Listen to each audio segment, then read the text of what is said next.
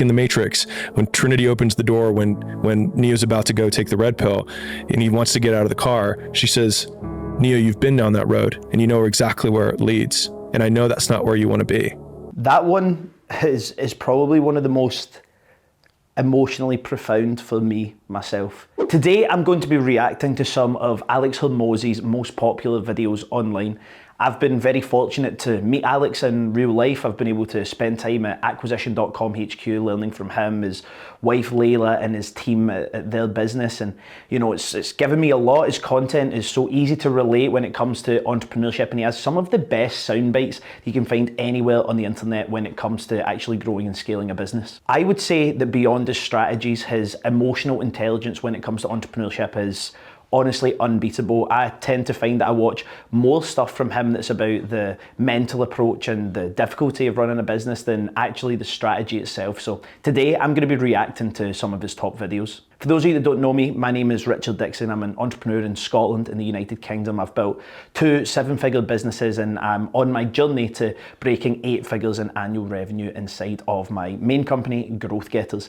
Stuff like Hormozi's content really helps inspire me. Hopefully it inspires you as well. It helped me build a content style online. So I think this is going to be a really interesting video, and you know, I look forward to watching this stuff and reacting to it. That's what's painful, is that it takes more effort to start in the beginning, and more people are right about the fact they're like, hey, you're not going to hit it big. And guess what? A month in, you're not. But they're only measuring on months. And at 6 months, you're also not going to have hit it big yet. And they're going to be like, I'm still fucking right. And at a year, you're still not going to have hit it big. And they'll still be fucking right. And every day that you haven't hit it, they're going to feel like they were right. But they're wrong, because they're measuring in days and you're measuring in decades. Every single. That is just so true. When you're a business owner, especially in the UK, you know, we suffer from a thing that I call tall poppy syndrome. In the States, you have the American dream and everyone likes to big you up when you do well. But here in the UK, anyone who starts something new is seen as like an outsider or like a little bit weird or something like that. I certainly experienced that personally. And, you know, until you as the business owner are correct, everyone else is correct. Until you hit it big, until you grow, until you have staff, until you change your life through the business that you run, everyone is able to say that you were wrong. And I think for many people, it's hard to have staying power. I think something like 70% of businesses in the UK never actually go anywhere and end up either liquidated or dissolved, which means that you have got a 7 out of 10 chance of failure. So yeah, statistically, most people are gonna be right. But for me, it's about having your hat in the ring. If you're not playing the game, if you're not swinging the sword, there is literally no way for you to ever actually be successful. So if you are going through this little bit just now, I would definitely recommend continuing to push. If I didn't, I don't really know what I'd be doing in my life, probably back being an electrician again somewhere and probably having a decent living. And there's sometimes I think that would be quite a nice life.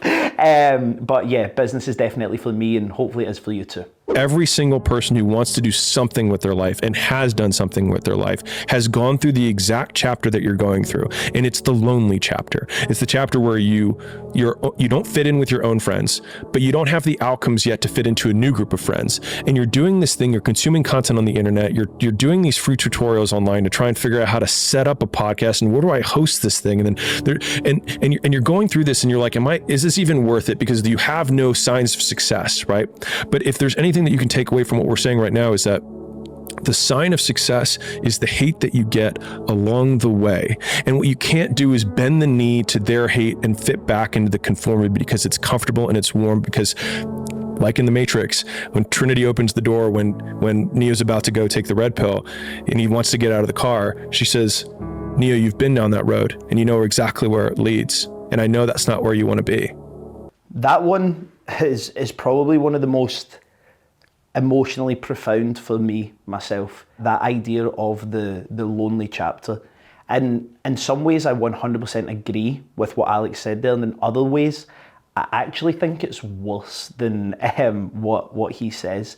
I don't think it's just a chapter of loneliness. And then when you start getting results like you do well, for me, it was literally the opposite in my business. I grew my personal income pretty fast to like 6 figures inside of my first year, which is awesome. I mean, my business would not survive on 6 figures a year just now. Like, we're more than 3 times that just in payroll alone. But when I look at stuff like this, the lonely chapter for me actually happened afterwards. I think many people look at this stuff and think that that is just the start. You know, when Alex is talking about you're looking for the where to host the podcast and how to grow the business and you're watching online tutorials. As my business has grown, that part has always got worse. I have lost and sacrificed so much to have a business. Sometimes I question if it was worth losing that stuff. Sometimes I wonder if I should have chosen a different path or picked a different, you know, like life partner or whatever it may be, because I sit here right now, I'm 28 years old, I have a life that many people think they want, but honestly, I don't really know that many people do. If you actually knew what it took to run a business like what we run, to sacrifice nearly all of your social life. I was very social at the start because everyone wanted to be friends with me because I had money and I was quite a flexer, you know, nice cars and that stuff. And yeah, I've my Range Rover SVR and my Tesla that I cut about in, but before it was Rolls Royces and McLarens and all that stupid stuff. So it's very easy to be popular with friends, with women, with all that kind of stuff. And, you know, I honestly think that if you could click your fingers and be in my life or someone similar's life and you're at home working just now and you're thinking, I just hate work, it's so bad. This might just be worse because you never actually know when you get the payoff. Now, I have a decent life, but do I think that everything I've done and all the work I've done and all the sacrifices I've made have been worth it so far? Honestly, no, I don't think it's been worth it. Now, does that mean it's never going to be worth it? No, that's not my point. I'm sure that it is in fruition of being worth it right now, but you never know until years and years down the line. The work that I do today, the recording of this video, the speaking to you guys here, I don't know if this will ever attribute any views or what. I could upload this and it could get like 50 views on my YouTube channel. It could go absolutely nowhere. The same can be said for entrepreneurship. You build, you get clients, you get customers, and you don't really ever know if it's going to be worth it. I would say that one of the things that I done that helped curb the loneliness I felt in business was being in things like masterminds and educational communities, because these are all people who know what it's like to be you. One of the things I have always found really hard, and I still haven't solved it, is managing romance as an entrepreneur. You're never there. How could I at this point in my life be like a dad, for example? It's like almost impossible because I wake up, I work, I come to the office, I record, I work, I consult. Maybe I'm speaking at an event or I'm running like a mentorship community thing or something like that. I go home, I don't just like chill out. I had to get a gym installed in my house so that I can still exercise. I had to get a sauna installed in my house so that I can still exercise. And some of you will be thinking, oh yeah, well, first world problems, right? But I've not even cooked a meal in like 7 or 8 months. Every single day I order food or I just buy something and eat it to allow me to work. And the thing is, I don't know if it's going to be worth it. I don't know if I ever get that big payoff. And for some people that's scary. I've made peace with the worst possible outcome, and the thing that scares me more is not trying. But I would be a liar, and so would Alex, which he's not being, if I said that, you know, this is easy and always worth it. It's a lot of sacrifice. It's a lot of pain, I guess. And you just need to wait and see if it pays off. How would you create, if you had to create a human, what would you put them through to make them tough? It probably wouldn't be a really chill life. Yeah. What would you put them through to make them patient? Well, you probably wouldn't give them things immediately. And so it's like we want these traits, but each of the traits has a price tag attached to it. And it's just like, do you want to pay the price tag to get the thing? And so I think if people reframed the period of life that they're going through as the price that they're paying out of their wallet, but the wallet is their time, is the seconds of life that they're trading for it, then I think more people would be willing to make the trade. Because at least when I look at myself, like when I'm 80 something years old and I'm looking back on my life, I want to have these traits. But in order to have those traits, I know I have to go through these things. And I think for me, that's given me a lot of comfort in hard times. Many people think that like they want to be an entrepreneur. Like they totally 100% believe that that is what they want and they're super motivated to do it, especially young men, of which I've worked with a lot as a young man myself. And I was probably exactly like I am speaking about just now, maybe 5 or 6 years ago, you think you really want it. And for me, I was so priced into the business that whether I wanted it or not, I was in, right? That was me. I was in, and I don't think I could ever work for someone else again. I would really struggle doing that. Not that I am planning on it, but just when I think about it, it's not really something I could ever do, but it's so right. The growth of your organisation and how good you end up being at the thing that you do as an operator, as a strategist, all comes through the difficulty that you get in that business. It doesn't come through, how easy it was. When you watch Superman, for example, and I'm not super clued up on, the Superman lore, but, he had to leave his parents and come to Earth and had like a tough life and had to hide the fact that he had all these crazy powers.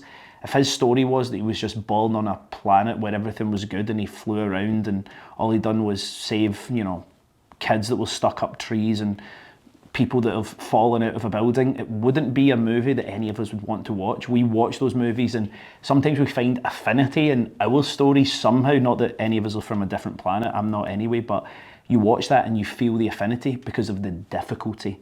Not because he's like 6'5" and jacked, I am certainly not, but it's the affinity you feel from the story. So the tough customers, the person that pays late, the legal case that you have to do for the person that never paid you or that took you to court for saying something bad about your work, whatever it may be, like nearly all of us have, if you're at the stage that I'm at now, you've got like a 7-figure or more business, you've been through all that stuff. And this is all education, it's all lessons, it's all strings to the bow. And the concept that Alex talks about a lot is talking about slaying dragons. It's not that you won't have any dragons to slay, it's that you become more equipped to slay them over time. You have team members, you have assistants, your skill set. If you started with a stick trying to hit the dragon with a stick, it's probably going to be a pretty tough time trying to defeat that dragon. But when you have the scars, the experience, you've bled a little bit in business, it becomes way easier to deal with that stuff. We're going to watch one more, and this clip I know so well. It resonates a lot for me personally. If you're a business owner, I know it will resonate for you. And hey, maybe if you're not a business owner, it'll probably resonate as well. But this is probably one of the best things that I think Alex has ever said on YouTube. People only root for people who don't need it. Like the amount of times when I was on my lonely path where I was too different from the friends that I had, but not successful enough to be friends with the people that I wanted to be friends with. That's when you want people to root for you. That's when you want people to support you. Once you've already won, people are like, he's amazing, he's so good. But like, that's the time when you need it the least. And so you always have to be the person who roots for you before everyone else does. And it's usually a single clap in the auditorium for a very long period of time. It is a slow clap that's just you rooting for you. Champions are broken. I can't explain how true that is. Nobody wants to be friends, work with, associate with the up and coming entrepreneur 9 times out of 10, right? People want to be seen with the successful guy, the successful woman.